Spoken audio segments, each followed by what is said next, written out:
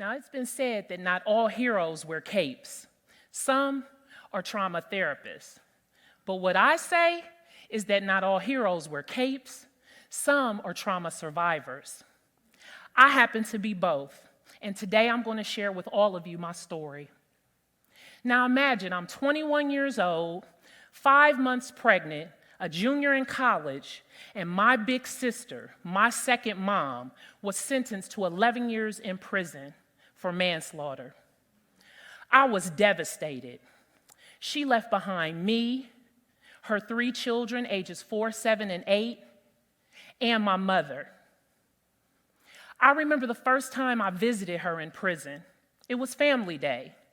We laughed, we joked, we hugged, we kissed, we cracked jokes on each other. It felt like old times until I heard the clank of that door behind my sister when she walked away from me. I went home that night and cried myself to sleep. And my heart was so broken that it would have been 9 years before I could bring myself to visit my sister again in prison. Now, did I immediately seek therapy? Oh, no. There was too much to do. I had to give birth to my daughter, go back to college and finish my degree in journalism, come home, start my career, and help my mom take care of my niece and nephews. But truthfully, I should have gotten into therapy because I was struggling. I was sad, I was depressed, I was angry, I was irritable. I saw danger everywhere. I constantly worried about the safety of myself and my family. I kept gaining weight year after year after year and couldn't understand why. I withdrew from the people I cared about and cared about me, and I struggled with focusing. My sleep was terrible, and when I did sleep, I would either have dreams or nightmares about my sister. But eventually, when I was 26 and my father died, and a year later my grandmother died of cancer, I knew that my heart would not sustain one more loss. So I found a therapist, and I actually liked him. He was cool. He brought me in, asked me about all of my symptoms, diagnosed me with depression, sent me to my primary care doctor to get on an antidepressant, and for the next 3 months, I saw him once a week. I would come in, he'd quickly ask me how everything was going, and then sit me in front of a TV and have me watch videos on how to manage depression. Not one time did he ask me, Stephanie, how are you handling all of these losses? And the truth is, it wasn't just about the loss of the people I loved. It was the loss of my freedom, the loss of my identity, my sense of safety in the world. What I know now that I didn't know then is that I wasn't just depressed. I was traumatized.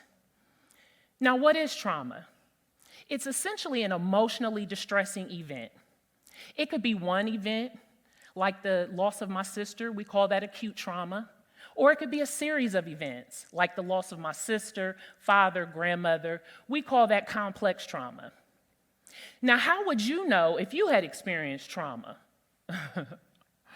If you've watched 2 people that you care about beat up on each other, you've experienced trauma. If you've watched somebody you love struggle with drug and alcohol addiction, or you've struggled with it yourself, you've experienced trauma.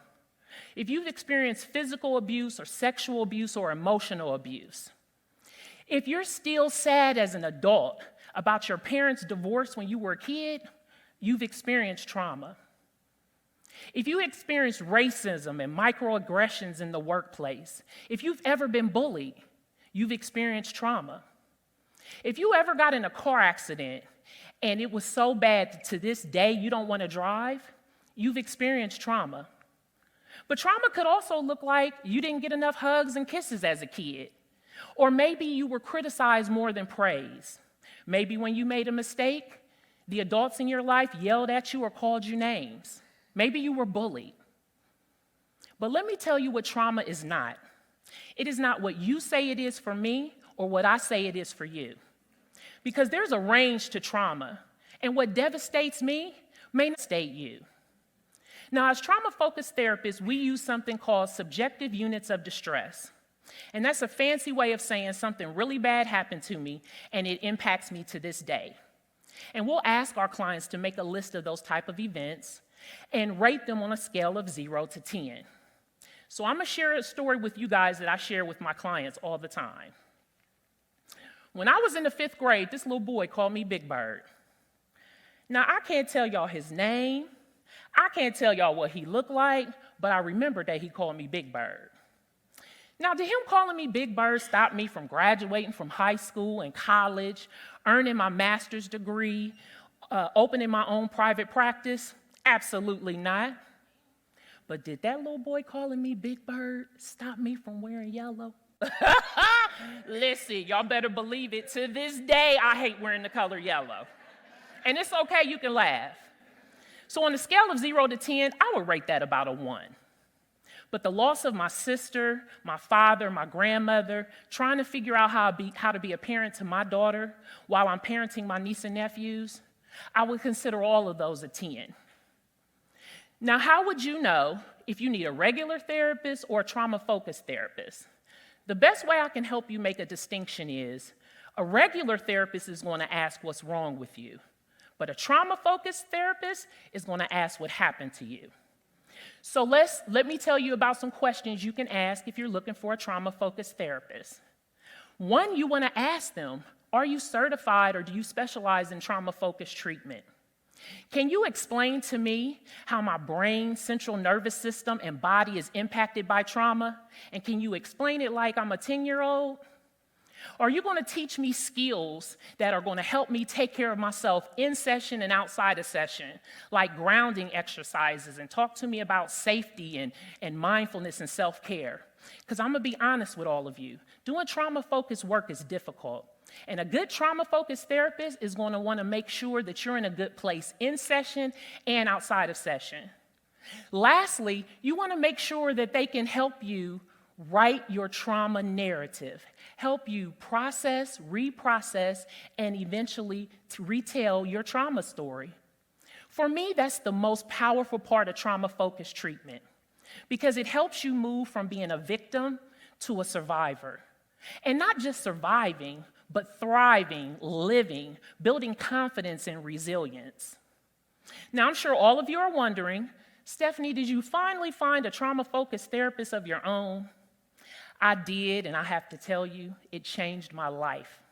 It made me a better mother, a better therapist, a better mental health advocate, and a clinical director.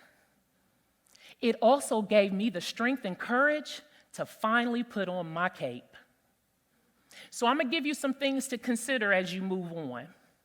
If you've ever experienced trauma and you have not found therapy or gotten into therapy, please find a trauma-focused therapist. If you know someone who's been through trauma, and either they've never been in therapy before, or maybe they are in therapy and they're struggling or they feel stuck, tell them to consider finding a trauma-focused therapist. And to all my African-American mental health professionals, please consider becoming a trauma-focused therapist. There are a lot of people in this world like me, and we need you. Lastly, when you finally find the trauma-focused treatment that you need and deserve, don't be afraid to put on your cape. But also know it's okay if you need to take it off sometimes. Thank you.